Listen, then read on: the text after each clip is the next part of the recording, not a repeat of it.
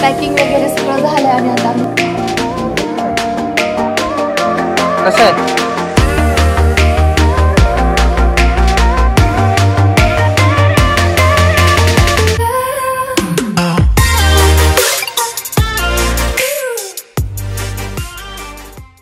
कोकण ट्रिपच्या पहिल्या ब्लॉगमध्ये आपण पाहिलं की कशा पद्धतीने आमची ट्रिप प्लॅन झाली आणि आम्ही कसं सकाळी लवकर उठून निघालो आणि ताम्हिणी घाटमार्गे दिव्यागर फिरून आलो.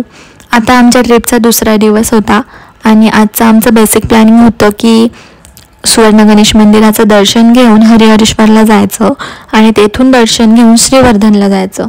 आणि सकाळी उठल्या आमचा गरम गरम नाश्ता आला. गरम गरम नाश्ता आला म्हटलं गरम गरम.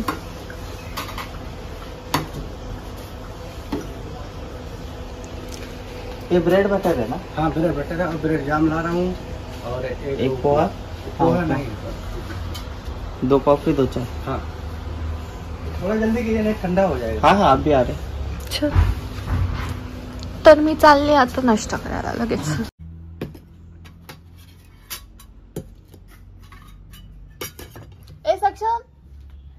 चल इकडे आमचा नाश्ता आलाय. बटसर भी है इधर. मेरे को लगा बटसर देंगे हमको लगा. सक्षम छान आहे. बघू कसं आहे? Yummy yummy yummy yummy yummy yummy yummy. ये 2 अजून 3 अजून हाँ यस 4 अरे 4 5 येस. कोण जिंकलं? येस. तर आता आमचा चेकआउटचा टाइम झाला आणि आम्ही आता पॅकिंग वगैरे सगळं झालंय आणि आता आम्ही निघणार आहे. चलो चलो जल्दी चलो.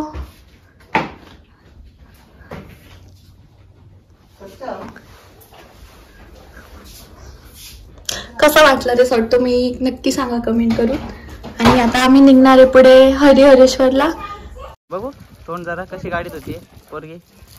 आरसा व्यवस्थित चकचक. बघू मला मम्मा बघ कशी गाडीत होती. मी अशी मस्तपैकी स्वच्छ गाडी वगैरे धुतली आणि आमचा चेकआउट टाईम होता 10चा. सगळं आवरता करता आम्हाला बरोबर 10 सव्वा 10 वाजले तिकडून निघताना. आणि या रिसॉर्टमधलं जेवण वगैरे अतिशय सुंदर होतं, टेस्टी होतं आणि ऑल ओव्हर त्यांचा जो प्लेस आहे सगळा एकदम क्लीन होता. रूमसुद्धा एकदम मस्त होती आणि छान मेंटेन केली होती. त्याच्यानंतर आम्ही आलो सुवर्ण मंदिरात. तर तुम्हाला जर या मंदिराची हिस्ट्री पाहिजे असेल तर गुगलवरती अवेलेबल आहे. मंदिरात तुम्ही वेस्टर्न आणि शॉर्ट ड्रेस घालून येऊ शकत नाही कारण मंदिराच्या बाहेरच असा बोर्ड लावला आहे की वेस्टर्न ड्रेसला बंदी आहे. तर मी आतमध्ये शूट करत होते. आतमध्ये शूट करायला परमिशन नाही आहे, सक्त मनाई आहे आणि सगळीकडे CCTV कॅमेरेज लावलेले आहेत कारण हा मुखवटा पूर्ण सोन्याचा आहे.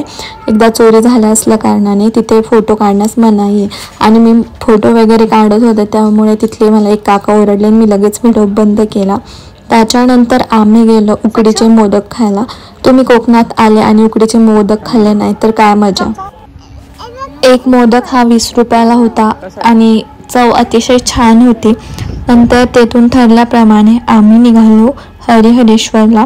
रायगड जिल्ह्यामध्ये आल्यानंतर हरिहरेश्वरचे दर्शन झाले नाही असा भाविक विरळाच. त्यानंतर आम्ही गाडी पार्क करून दर्शनाला निघालो. वीकडेज असल्यामुळे जास्त गर्दी नव्हती त्यामुळे आम्हाला दर्शन करायला अगदी 5 मिनिटापेक्षा जास्त वेळ लागला नाही. आणि इथे सुद्धा फोटो आणि व्हिडिओ काढायला सक्त मनाई होती त्यामुळे मी तुम्हाला मंदिरामधले व्हिडिओ नाही दाखवू शकत. त्याच्यानंतर सुंदर दर्शन घेऊन आम्ही हरिहरेश्वरची प्रसिद्ध गणेश खिंड बघायला निघालो. मंदिराच्या पाठीमागून वर जाणाऱ्या पायऱ्यांवरून आम्ही हळूहळू वर चढायला सुरुवात केली. त्याच्यानंतर आम्ही डोंगराच्या मध्ये येऊन थांबलो. तिथून दिसणारे समुद्राचे सुंदर दृश्य पाहत उभे राहिलो आम्ही अशा ठिकाणी थांबलो होतो तिथे कधीच कंटाळा येणार नाही, कारण पाठीमागे उंच डोंगर होता आणि समोर हरिहरेश्वरचा सुंदर समुद्र किनारा दिसत होता. आम्ही पुन्हा चालायला सुरुवात केली आणि 10-15 मिनिटातच आम्ही खिंडीजवळ पोचलो. श्रीवर्धन तालुक्यातले भगवान शंकराचे हे मंदिर दक्षिण काशी क्षेत्र म्हणूनही ओळखलं जातं.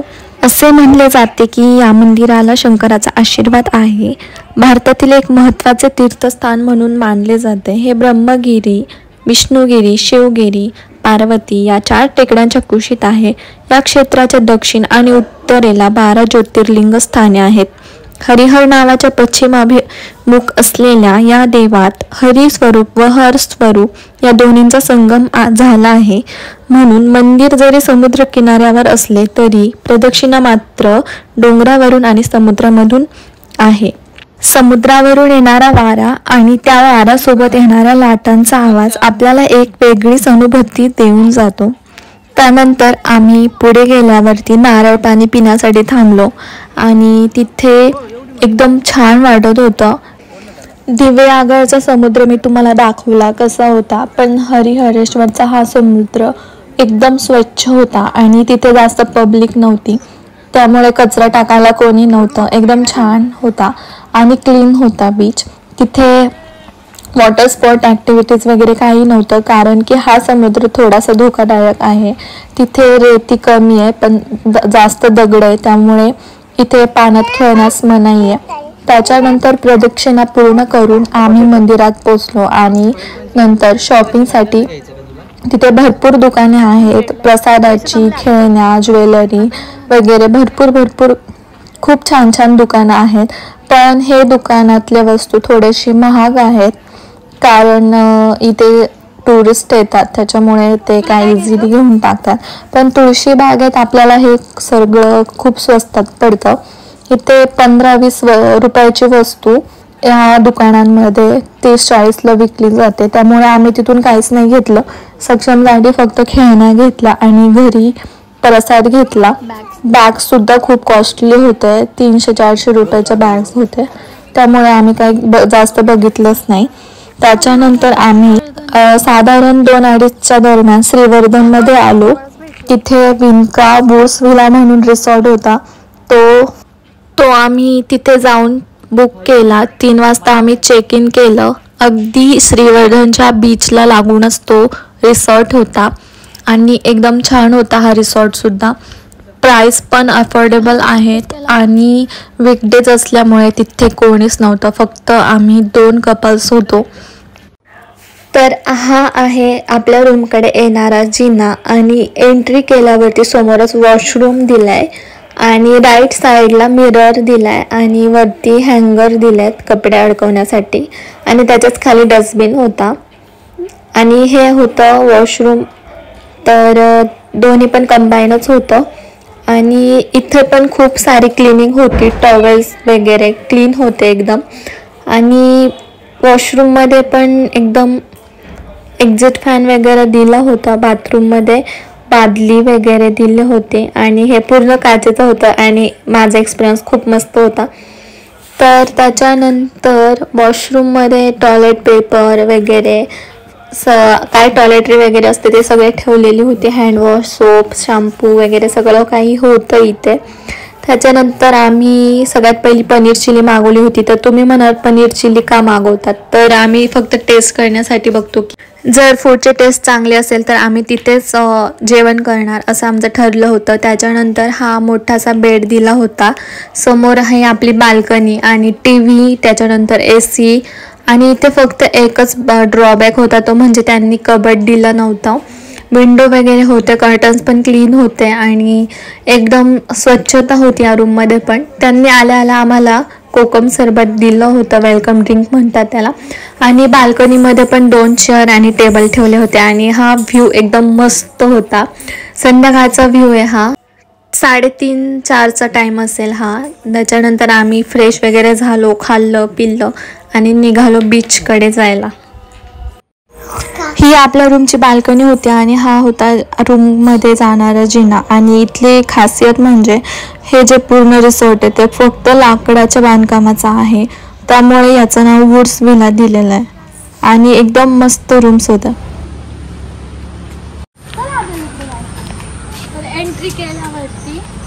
एंट्री केल्या आपल्याला एकच व्हिला येते आणि here is the restaurant. आणि इथे रेस्टॉरंट आहे आपल्यासाठी. इकडे किचन आहे आणि इकडे टेबल वगैरे आणि अशी छान लाइटिंग वगैरे केली आहे. थांब पिलू, इकडे जायचं आपल्याला. तर हा आहे एका कपलसाठी हा व्हिला. चल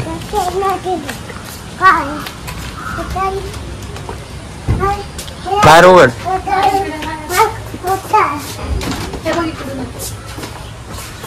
लाईट लाव, चावी आतमध्ये ढकल.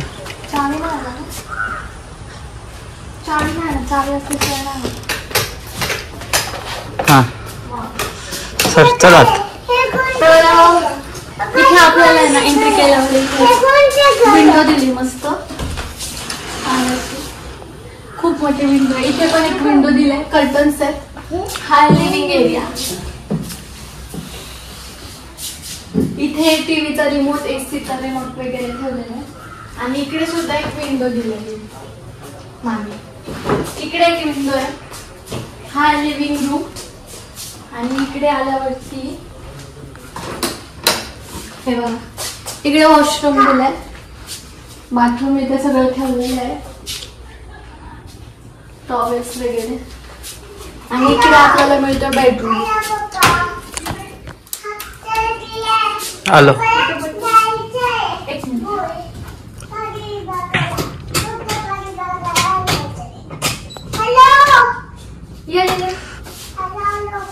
तर ही आहे बेडरूम, एसी, लाईट्स आणि इथे भरपूर मोठे स्क्रीन दिलेली आहे.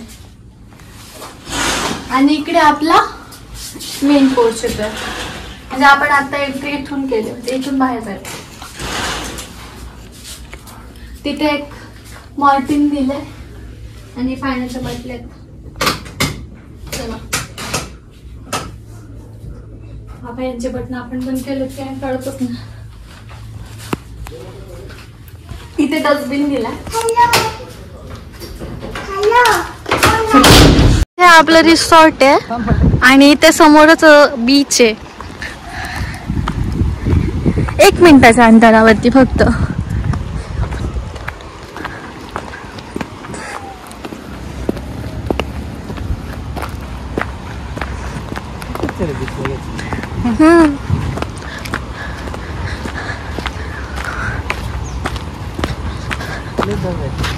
आणि इथे मस्त असं बसायला पण चेअर्स वगैरे टाकलेले आहेत. श्रीवर्धनचा समुद्र एकदम स्वच्छ होता आणि पब्लिक पण काहीच नव्हती. वॉटर ॲक्टिव्हिटीज पण नव्हते. नंतर आम्ही व्हिडिओज फोटोज काढून परत रिसॉर्टमध्ये आलो.